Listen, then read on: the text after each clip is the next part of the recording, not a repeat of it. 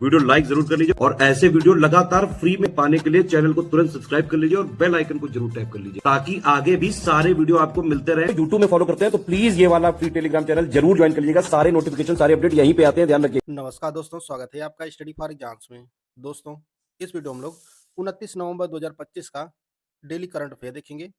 Video शुरू करने से पहले मैं आपको बता दूं, छत्तीसगढ़ प्रीलिम्स 2025 के लिए स्टडी फॉर सिविल सर्विसेज के ऐप पर study material and smart board का क्लासेस का बैच शुरू किया गया है। इसमें एकदम शुरुआत से बेसिक सिलेक्शन वाली तैयारी कराई जाएगी। Chhattisgarh special exam oriented selection material दिया जाएगा, कंप्लीट पीडीएफ नोट दिए जाएंगे और इसकी जो वैलिडिटी होगी वह एग्जाम तक होगी। यह बैच दोनों भाषाओं में उपलब्ध है। करना क्या आपको, स्टडी फॉर सिविल सर्विसेज के ऐप पर ज्ञान सर कूपन कोड यूज करना है। यह कूपन कोड यूज करेंगे तो आपको यह बैच 699 रुपये मिल जाएगा और आप अपनी तैयारी को बेहतर कर सकते हैं। बढ़ते हैं पहले क्वेश्चन की तरफ। आज का जो पहला क्वेश्चन है वह है, हाल ही में गोवा में भगवान राम की 77 फीट ऊंची कांस्य प्रतिमा का अनावरण किसने किया? तो यह प्रधानमंत्री नरेंद्र मोदी के द्वारा जो है कांस्य प्रतिमा का अनावरण किया गया गोवा में भगवान राम की। और कुछ सोर्सेज ये भी क्लेम कर रहे हैं कि यह जो है सबसे ऊंची प्रतिमा है भगवान राम की। तो इसका ऑप्शन ए सही है। अगला जो प्रश्न है वह है, महिला प्रीमियर लीग 2026 सीजन के लिए मेगा नीलामी में सबसे महंगी खिलाड़ी कौन बिकी हैं? तो जो सबसे महंगी बिकी हैं वह दीप्ति शर्मा बिकी हैं और इन्हें यूपी वॉरियर्स ने 3.2 करोड़ रुपए में खरीदा है। और दूसरी सबसे महंगी जो बिकी हैं वह एमेलिया केर बिकी हैं और इन्हें जो है मुंबई इंडियंस ने 3 करोड़ रुपए में खरीदा है। तो इसका ऑप्शन डी सही है। 56वें अंतर्राष्ट्रीय फिल्म महोत्सव में किसे सर्वश्रेष्ठ निर्देशक का सिल्वर पीकॉक पुरस्कार मिला है? तो यह संतोष दवाखर को मिला है, सिल्वर पीकॉक पुरस्कार 56वें फिक्की महोत्सव में। और इन्हें मराठी फिल्म जो है गोंधल के लिए दिया गया है पुरस्कार। इसका ऑप्शन ए सही है। अगला प्रश्न है, नवंबर 2025 में भारतीय नौसेना के 24 MH-60R हेलीकॉप्टरों के लिए अमेरिका से कितने करोड़ रुपए का समझौता हुआ है? तो ये जो समझौता हुआ है यह 7,995 करोड़ रुपए का हुआ है। हाल ही में फीफा अंडर 17 विश्व कप 2025 का खिताब किस देश ने जीता है? तो यह पुर्तगाल ने जीता है। नवंबर 2025 में भारत ने चक्रवात दित्वा से प्रभावित श्रीलंका की सहायता के लिए कौन सा ऑपरेशन लॉन्च किया है? तो यह जो ऑपरेशन लॉन्च किया गया भारत के द्वारा ऑपरेशन सागर बंधु। और हाल ही में चक्रवात दित्वा ने जो है श्रीलंका को बुरी तरह प्रभावित किया है और इसकी सहायता के लिए भारत सरकार ने ऑपरेशन सागर बंधु लॉन्च किया है। और चक्रवात दित्वा का जो नामकरण किया है वह यमन ने किया है, यमन। तो इसका ऑप्शन बी सही है।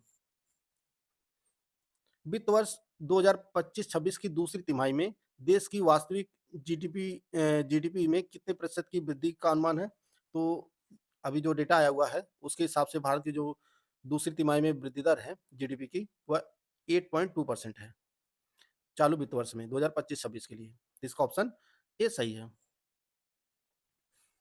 वर्ष 2025 में कौन सी मुद्रा एशिया की सबसे खराब प्रदर्शन करने वाली मुद्रा बन गई है?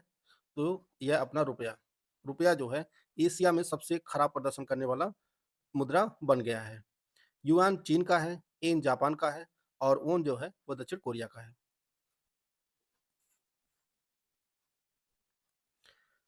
53वें इंटरनेशनल एमी अवार्ड 2025 में सर्वश्रेष्ठ अभिनेत्री का अवार्ड किसने जीता है? तो यह एन्ना मैक्सवेल मार्टिन ने जीता है। इसका बी ऑप्शन सही है। और भारत की तरफ से 53वें इंटरनेशनल एमी अवार्ड्स के लिए जो है चुना गया था अमर सिंह चमकीला फिल्म को और इसमें कोई अवार्ड नहीं मिला है।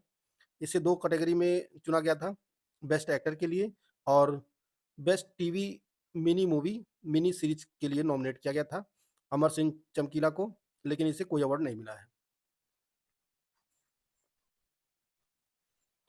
आधारभूत पशुपालन सांख्यिकी रिपोर्ट 2025 के अनुसार भारत वैश्विक स्तर पर अंडा उत्पादन में किस स्थान पर है? तो भारत जो है विश्व का दूसरा सबसे बड़ा अंडा उत्पादक देश है। बात करें राज्यों की, तो सबसे बड़ा जो योगदान है राज्यों में, वह आंध्र प्रदेश का है और यह जो है इसकी हिस्सेदारी कुल 18.37% है। इसके बाद तमिलनाडु है 15.63% के साथ। तीसरे स्थान पर ये आपका तेलंगाना है, चौथे स्थान पर पश्चिम बंगाल है, पांचवें स्थान पर कर्नाटक है और वैश्विक स्तर पर भारत अंडा उत्पादन में दूसरे स्थान पर है। इसका बी ऑप्शन सही है। हाल ही में किस राज्य में स्थित जिम कॉर्बेट राष्ट्रीय उद्यान में पहली बार हॉवफिंच पक्षी देखा गया है? तो जिम कॉर्बेट राष्ट्रीय उद्यान जो है ये आपके उत्तराखंड में स्थित है और इससे पहले इसमें जो है पहली बार हॉवफिंच पक्षी को स्पॉट किया गया है, देखा गया है। तो इसका ऑप्शन डी सही है। नवंबर 2025 में रिलायंस इंडस्ट्रीज ने एआई डेटा सेंटर विकसित करने के लिए किस शहर में $11 बिलियन का निवेश करने की घोषणा किया है? तो यह विशाखापट्टनम में।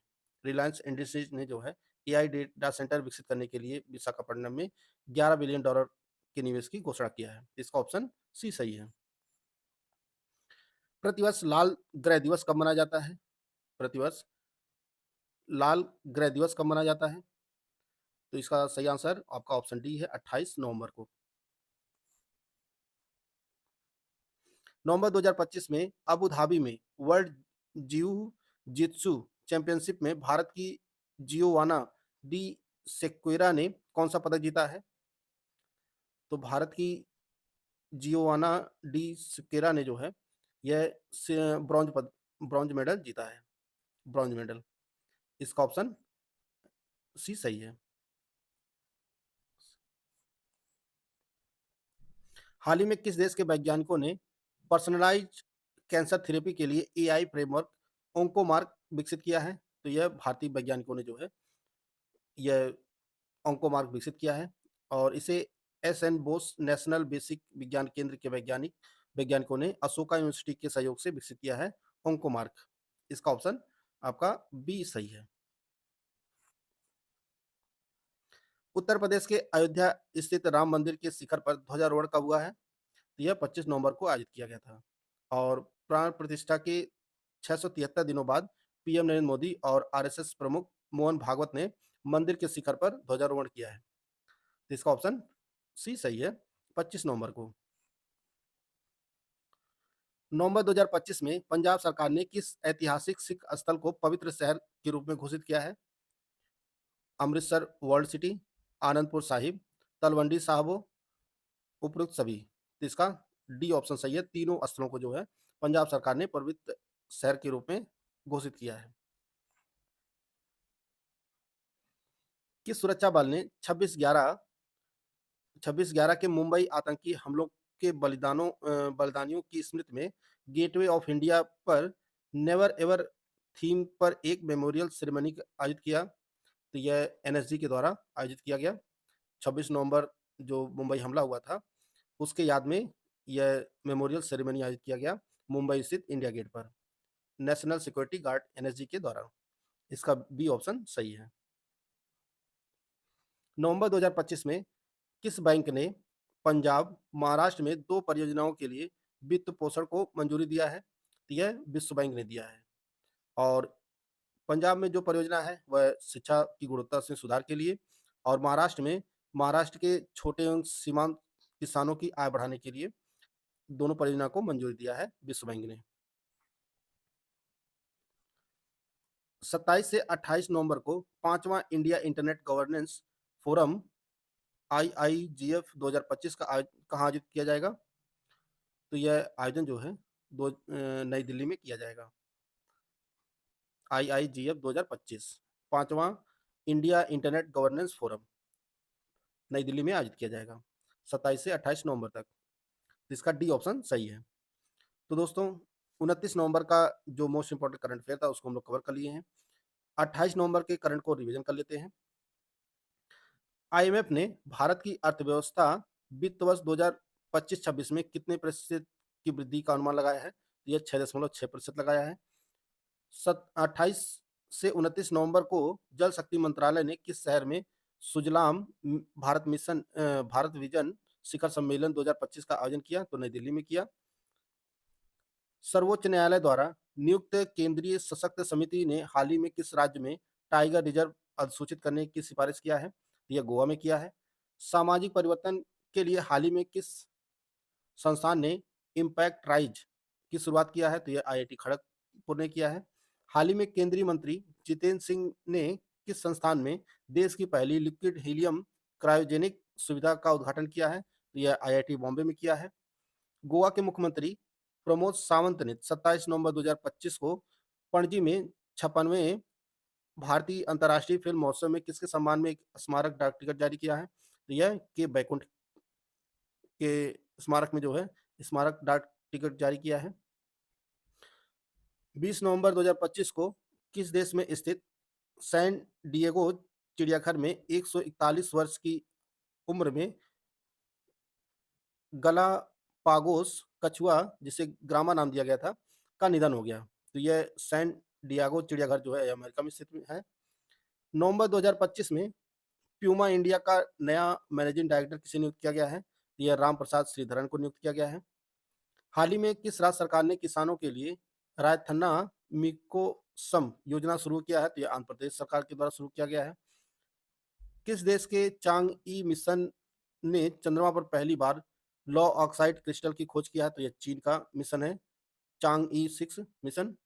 हाल ही में संविधान दिवस पर यूनेस्को के मुख्यालय में बी आर अम्बेडकर की प्रतिमा का अनावरण किया गया। यह मुख्यालय कहाँ स्थित है? तो यह पेरिस में स्थित है।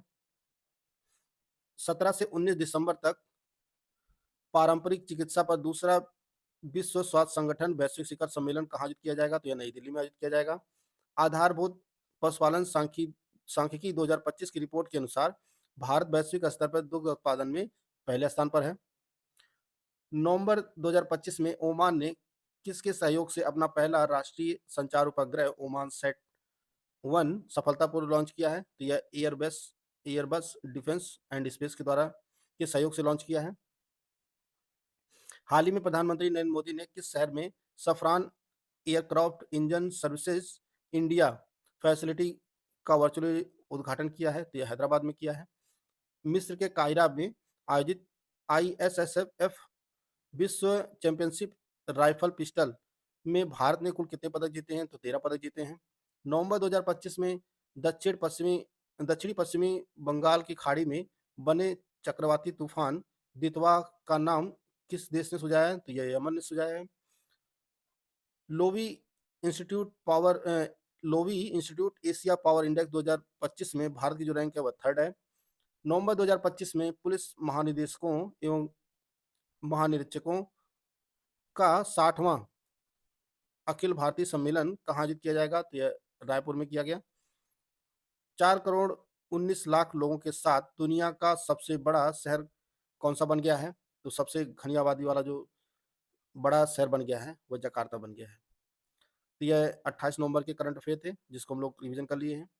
वीडियो अगर आपको अच्छा लगे तो लाइक कर सकते हैं, चैनल को सब्सक्राइब कर लीजिए। मिलते हैं नेक्स्ट वीडियो में, तब तक के लिए जय हिंद, जय भारत।